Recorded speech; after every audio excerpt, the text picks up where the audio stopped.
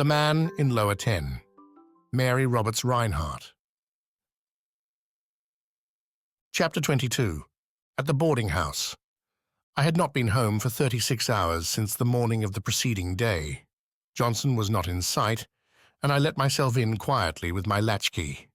It was almost midnight, and I had hardly settled myself in the library when the bell rang, and I was surprised to find Hotchkiss, much out of breath, in the vestibule. "Why, come in, Mr. Hotchkiss," I said. "I thought you were going home to go to bed." So I was. He dropped into a chair beside my reading lamp and mopped his face. "And here it is almost midnight, and I'm wider awake than ever. I've seen Sullivan, Mr. Blakely." "You have?" "I have," he said impressively. "You were following Bronson at 8 o'clock. Was that when it happened?" "Something of the sort. When I left you at the door of the restaurant, I turned and almost ran into a plain-clothes man from the central office. I know him pretty well. Once or twice he has taken me with him on interesting bits of work. He knows my hobby." "You know him too, probably. It was the man Arnold, the detective whom the state's attorney has had watching Bronson." Johnson being otherwise occupied, I had asked for Arnold myself. I nodded. "Well, he stopped me at once, said he'd been on the fellow's track since early morning and had had no time for luncheon. Bronson, it seems, isn't eating much these days. I at once jotted down the fact, because it argued that he was being bothered by the man with the notes." "It might point to other things," I suggested. "Indigestion, you know." Hotchkiss ignored me. "Well, Arnold had some reason for thinking that Bronson would try to give him the slip that night, so he asked me to stay around the private entrance there while he ran across the street and got something to eat. It seemed a fair presumption that as he had gone there with a lady, they would dine leisurely, and Arnold would have plenty of time to get back." "What about your own dinner?" I asked curiously. "Sir," he said pompously, "I have given you a wrong estimate of Wilson Budd Hotchkiss if you think that a question of dinner would even obtrude itself on his mind at such a time as this."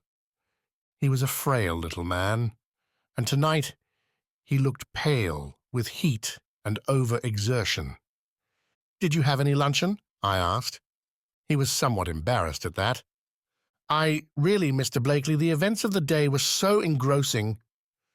"Well," I said, "I'm not going to see you drop on the floor from exhaustion. Just wait a minute." I went back to the pantry, only to be confronted with rows of locked doors and empty dishes.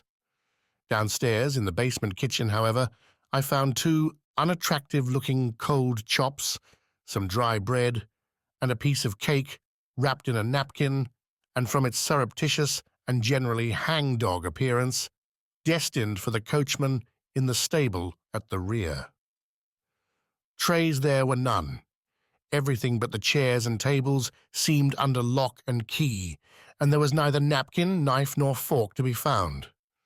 The luncheon was not attractive in appearance, but Hotchkiss ate his cold chops and gnawed at the crusts as though he had been famished while he told his story. "I had been there only a few minutes," he said, with a chop in one hand and the cake in the other, "when Bronson rushed out and cut across the street. He's a tall man, Mr. Blakely, and I had had work keeping close. It was a relief when he jumped on a passing car. Although being well behind, it was a hard run for me to catch him. He had left the lady. Once on the car, we simply rode from one end of the line to the other and back again. I suppose he was passing the time, for he looked at his watch now and then, and when I did once get a look at his face, it made me, uncomfortable. He could have crushed me like a fly, sir." I had brought Mr. Hotchkiss a glass of wine, and he was looking better.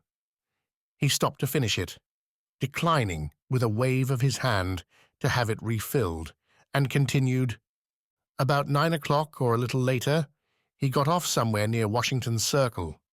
He went along one of the residence streets there, turned to his left a square or two, and rang a bell. He had been admitted when I got there, but I guessed from the appearance of the place that it was a boarding house. I waited a few minutes and rang the bell. When a maid answered it, I asked for Mr. Sullivan.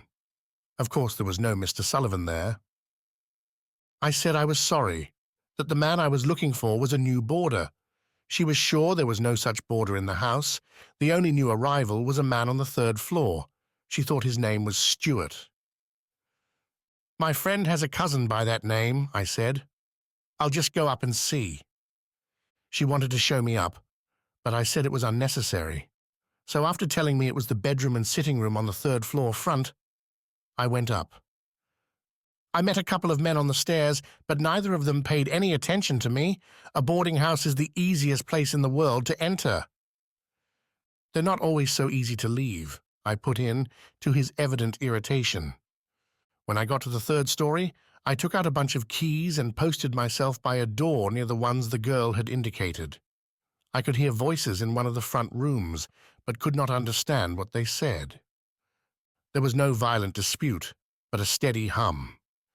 Then Bronson jerked the door open. If he had stepped into the hall, he would have seen me fitting a key into the door before me. But he spoke before he came out. "You're acting like a maniac," he said. "You know I can get those things some way. I'm not going to threaten you. It isn't necessary. You know me." "It would be no use," the other man said. "I tell you, I haven't seen the notes for 10 days. "But you will," Bronson said savagely. "You're standing in your own way, that's all. If you're holding out expecting me to raise my figure, you're making a mistake. It's my last offer." "I couldn't take it if it was for $1 million, said the man inside the room. "I'd do it, I expect, if I could. The best of us have our price." Bronson slammed the door then and flung past me down the hall. After a couple of minutes, I knocked at the door, and a tall man about your size, Mr. Blakely, opened it. He was very blond, with a smooth face and blue eyes, what I think you would call a handsome man. "I beg your pardon for disturbing you," I said. "Can you tell me which is Mr. Johnson's room? Mr. Francis Johnson?" "I cannot say," he replied civilly. "I've only been here a few days." I thanked him and left, but I had had a good look at him, and I think I'd know him readily any place. I sat for a few minutes thinking it over.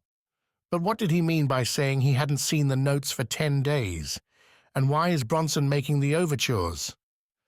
I think he was lying, Hotchkiss reflected. Bronson hasn't reached his figure. "It's a big advance, Mr. Hotchkiss, and I appreciate what you have done more than I can tell you," I said. "And now, if you can locate any of my property in this fellow's room, we'll send him up for larceny, and at least have him where we can get at him. I'm going to Crescent tomorrow, to try to trace him a little from there. But I'll be back in a couple of days, and we'll begin to gather in these scattered threads." Hotchkiss rubbed his hands together delightedly. "That's it," he said. "That's what we want to do, Mr. Blakely. We'll gather up the threads ourselves. If we let the police in too soon, they'll tangle it up again. I'm not vindictive by nature, but when a fellow like Sullivan not only commits a murder, but goes to all sorts of trouble to put the burden of guilt on an innocent man, I say hunt him down, sir." "You are convinced, of course, that Sullivan did it?" "Who else?" He looked over his glasses at me with the air of a man whose mental attitude is unassailable. "Well, listen to this," I said. Then I told him at length of my encounter with Bronson in the restaurant, of the bargain proposed by Mrs. Conway, and finally of McKnight's new theory. But, although he was impressed, he was far from convinced. "It's a very vivid piece of imagination," he said dryly, "but while it fits the evidence as far as it goes, it doesn't go far enough. How about the stains in lower 7, the dirk, and the wallet? Haven't we even got motive in that telegram from Bronson?" "Yes," I admitted, "but that bit of chain—" "Pooh," he said shortly. "Perhaps, like yourself, Sullivan wore glasses with a chain. Our not finding them does not prove they did not exist." And there I made an error. Half-confidences are always mistakes. I could not tell of the broken chain in Alison West's gold purse. It was 1 o'clock when Hotchkiss finally left. We had by that time arranged a definite course of action, Hotchkiss to search Sullivan's rooms and, if possible, find evidence to have him held for larceny while I went to Cresson. Strangely enough, however, when I entered the train the following morning, Hotchkiss was already there. He had bought a new notebook and was sharpening a fresh pencil. "I changed my plans, you see," he said, bustling his newspaper aside for me. "It is no discredit to your intelligence, Mr. Blakely, but you lack the professional eye, the analytical mind. You legal gentlemen call a spade, although it may be a shovel." "A primrose by the river's brim. A yellow primrose was to him, and nothing more," I quoted as the train pulled out. Chapter 23. A Night at the Laurels. I slept most of the way to Cresson, to the disgust of the little detective. Finally, he struck up an acquaintance with a kindly-faced old priest on his way home to his convent school, armed with a roll of dance music and surreptitious bundles that looked like boxes of candy. From scraps of conversation, I gleaned that there had been mysterious occurrences at the convent, ending in the theft of what the Reverend Father called vaguely a quantity of undermuslins. I dropped asleep at that point, and when I roused a few moments later, the conversation had progressed. Hotchkiss had a diagram on an envelope.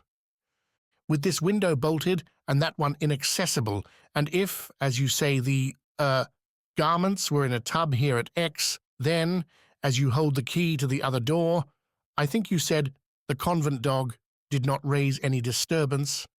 Pardon a personal question, but do you ever walk in your sleep?" The priest looked bewildered. "I'll tell you what to do," Hotchkiss said cheerfully, leaning forward. "Look around a little yourself before you call in the police. Somnambulism is a queer thing. It's a question whether we are most ourselves sleeping or waking. Ever think of that? Live a saintly life all day, prayers and matins and all that, and the subconscious mind hikes you out of bed at night to steal undermuslins. Subliminal theft, so to speak. Better examine the roof." I dozed again. When I wakened, Hotchkiss sat alone, and the priest, from a corner, was staring at him dazedly over his breviary. It was raining when we reached Cresson, a wind-driven rain that had forced the agent at the newsstand to close himself in, and that beat back from the rails in parallel lines of white spray. As he went up the main street, Hotchkiss was cheerfully oblivious of the weather, of the threatening dusk, of our generally draggled condition. My draggled condition, I should say, for he improved every moment, his eyes brighter, his ruddy face ruddier, his collar newer and glossier. Sometime, when it does not encircle the little man's neck, I shall test that collar with a match. I was growing steadily more depressed. I loathed my errand and its necessity. I had always held that a man who played the spy on a woman was beneath contempt. Then, I admit I was afraid of what I might learn. For a time, however, this promised to be a negligible quantity. The streets of the straggling little mountain town had been clean-washed of humanity by the downpour. Windows and doors were inhospitably shut, and from around, an occasional drawn shade, came narrow strips of light that merely emphasized our gloom. When Hotchkiss's umbrella turned inside out, I stopped. "I don't know where you're going," I snarled. "I don't care, but I'm going to get under cover inside of 10 seconds. I'm not amphibious." I ducked into the next shelter, which happened to be the yawning entrance to a livery stable, and shook myself, dog fashion. Hotchkiss wiped his collar with his handkerchief. It emerged gleaming and unwilted. "This will do as well as any place," he said, raising his voice above the rattle of the rain.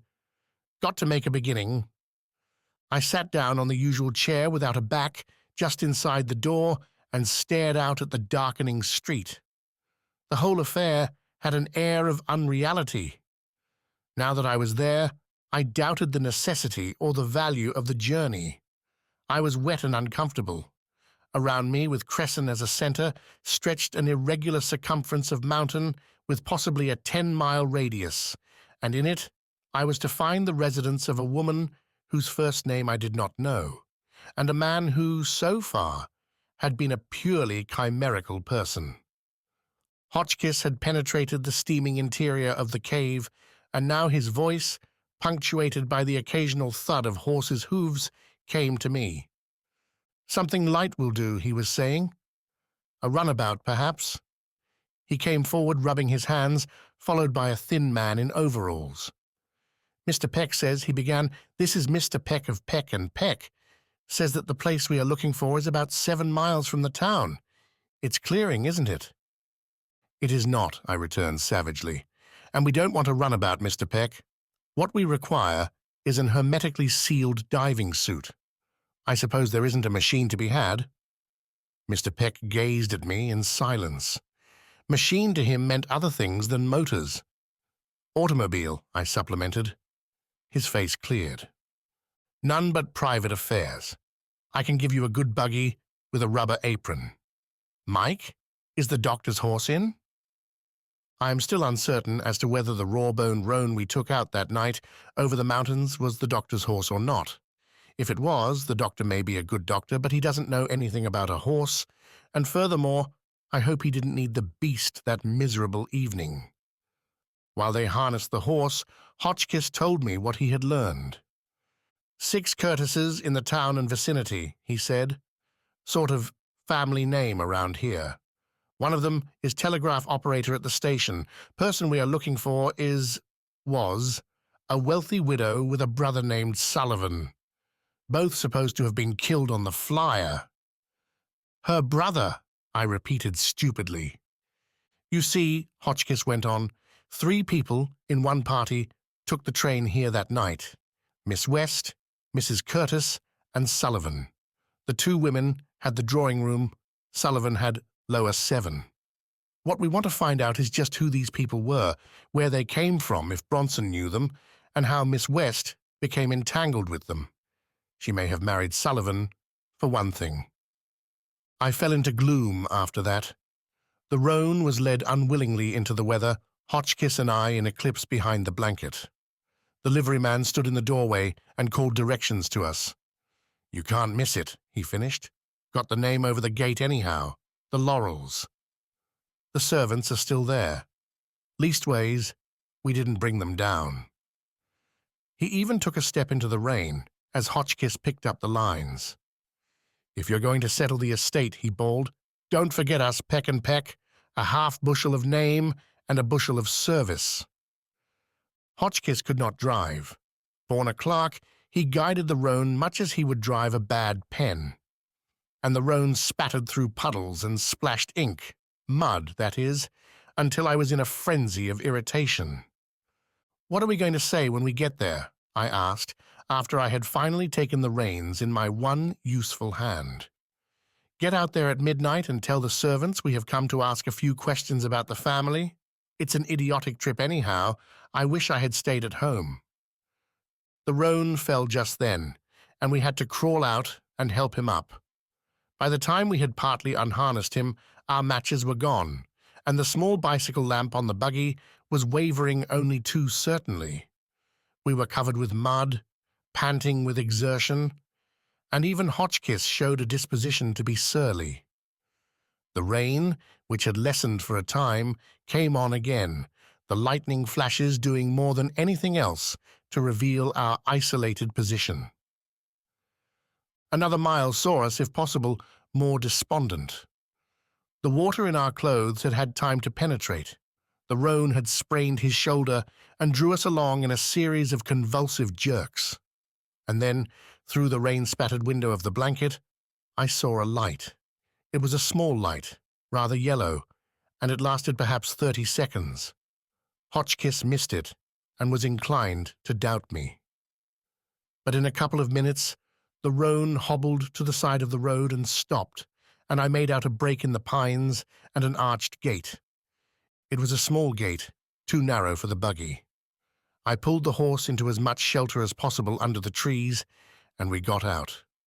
Hotchkiss tied the beast, and we left him there, head down against the driving rain, drooping and dejected. Then we went toward the house. It was a long walk. The path bent and twisted, and now and then we lost it. We were climbing as we went. Oddly, there were no lights ahead, although it was only 10 o'clock, not later. Hotchkiss kept a little ahead of me, knocking into trees now and then, but finding the path in half the time I should have taken. Once, as I felt my way around a tree in the blackness, I put my hand unexpectedly on his shoulder and felt a shudder go down my back. "What do you expect me to do?" he protested when I remonstrated. "Hang out a red lantern? What was that? Listen." We both stood peering into the gloom. The sharp patter of the rain on leaves had ceased, and from just ahead there came back to us the stealthy padding of feet in wet soil. My hand closed on Hotchkiss's shoulder, and we listened together, warily. The steps were close by, unmistakable. The next flash of lightning showed nothing moving. The house was in full view now, dark and uninviting, looming huge above a terrace with an Italian garden at the side. Then the blackness again. Somebody's teeth were chattering. I accused Hotchkiss, but he denied it. "Although I'm not very comfortable, I'll admit," he confessed. "There was something breathing right at my elbow here a moment ago." "Nonsense!" I took his elbow and steered him in what I made out to be the direction of the steps of the Italian garden. "I saw a deer just ahead by the last flash. That's what you heard. By Jove, I hear wheels." We paused to listen, and Hotchkiss put his hand on something close to us. "Here's your deer," he said. "Bronze." As we neared the house, the sense of surveillance we had had in the park gradually left us. Stumbling over flower beds, running afoul of a sundial, groping our way savagely along hedges and thorny banks, we reached the steps finally and climbed the terrace. It was then that Hotchkiss fell over one of the 2 stone urns, which, with tall boxwood trees in them, mounted guard at each side of the door. He didn't make any attempt to get up. He sat in a puddle on the brick floor of the terrace and clutched his leg and swore softly in government English. The occasional relief of the lightning was gone. I could not see an outline of the house before me. We had no matches, and an instant's investigation showed that the windows were boarded and the house closed. Hotchkiss, still recumbent, was ascertaining the damage, tenderly peeling down his stocking. "Upon my soul," he said finally, "I don't know whether this moisture is blood or rain. I think I've broken a bone." "Blood is thicker than water," I suggested. "Is it sticky? See if you can move your toes." There was a pause. Hotchkiss moved his toes. By that time I had found a knocker and was making the night hideous. But there was no response save the wind that blew sodden leaves derisively in our faces. Once Hotchkiss declared he heard a window sash lifted, but renewed violence with the knocker produced no effect. "There's only one thing to do," I said finally. "I'll go back and try to bring the buggy up for you. You can't walk, can you?" Hotchkiss sat back in his puddle and said he didn't think he could stir, but for me to go back to town and leave him, that he didn't have any family dependent on him, and that if he was going to have pneumonia, he had probably got it already. I left him there and started back to get the horse. If possible, it was worse than before. There was no lightning, and only by a miracle did I find the little gate again. I drew a long breath of relief, followed by another, equally long, of dismay. For I had found the hitching strap, and there was nothing at the end of it. In a lull of the wind, I seemed to hear far off the eager thud of stable-bound feet. So for the second time I climbed the slope to the Laurels, and on the way I thought of many things to say. I struck the house at a new angle, for I found a veranda, destitute of chairs and furnishings, but dry and evidently roofed. It was better than the terrace, and so by groping along the wall I tried to make my way to Hotchkiss. That was how I found the open window. I had passed perhaps 6, all closed, and to have my hand grope for the next one, and to find instead the soft drapery of an inner curtain was startling, to say the least. I found Hotchkiss at last around an angle of the stone wall and told him that the horse was gone. He was disconcerted, but not abased, maintaining that it was a new kind of knot that couldn't slip and that the horse must have chewed the halter through. He was less enthusiastic than I had expected about the window. "It looks uncommonly like a trap," he said. "I tell you there was someone in the park below when we were coming up. Man has a sixth sense that scientists ignore, a sense of the nearness of things. And all the time you have been gone, someone has been watching me." "Couldn't see you," I maintained. "I can't see you now, and your sense of contiguity didn't tell you about that flower crock." In the end, of course, he consented to go with me. He was very lame, and I helped him around to the open window. He was full of moral courage, the little man. It was only the physical in him that quailed, and as we groped along, he insisted on going through the window first. "If it is a trap," he whispered, "I have 2 arms to your one, and besides, as I said before, life holds much for you. As for me, the government would merely lose an indifferent employee." When he found I was going first, he was rather hurt, but I did not wait for his protests. I swung my feet over the sill and dropped. I made a clutch at the window frame with my good hand when I found no floor under my feet, but I was too late. I dropped probably 10 feet and landed with a crash that seemed to split my eardrums. I was thoroughly shaken, but in some miraculous way the bandaged arm had escaped injury. "For heaven's sake," Hotchkiss was calling from above, "have you broken your back?" "No," I returned, as steadily as I could, "merely driven it up through my skull. This is a staircase. I'm coming up to open another window."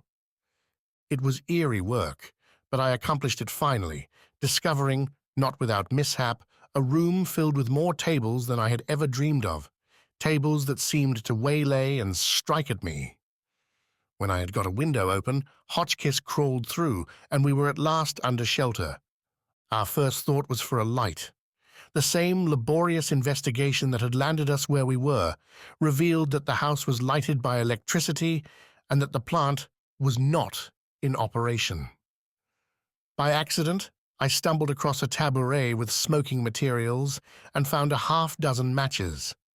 The first one showed us the magnitude of the room we stood in and revealed also a brass candlestick by the open fireplace, a candlestick almost 4 feet high, supporting a candle of similar colossal proportions. It was Hotchkiss who discovered that it had been recently lighted. He held the match to it and peered at it over his glasses. "Within 10 minutes," he announced impressively, "this candle has been burning. Look at the wax, and the wick, both soft." "Perhaps it's the damp weather," I ventured, moving a little nearer to the circle of light. A gust of wind came in just then, and the flame turned over on its side and threatened demise. There was something almost ridiculous in the haste with which we put down the window and nursed the flicker to life. The peculiarly ghost-like appearance of the room added to the uncanniness of the situation. The furniture was swathed in white covers for the winter. Even the pictures wore shrouds. And in a niche between 2 windows, a bust on a pedestal, similarly wrapped, one arm extended under its winding sheet, made a most lifelike ghost, if any ghost can be lifelike. In the light of the candle we surveyed each other, and we were objects for mirth. Hotchkiss was taking off his sodden shoes and preparing to make himself comfortable, while I hung my muddy raincoat over the ghost in the corner. Thus habited, he presented a rakish but distinctly more comfortable appearance. "When these people built," Hotchkiss said, surveying the huge dimensions of the room, "they must have bought a mountain and built all over it. What a room!"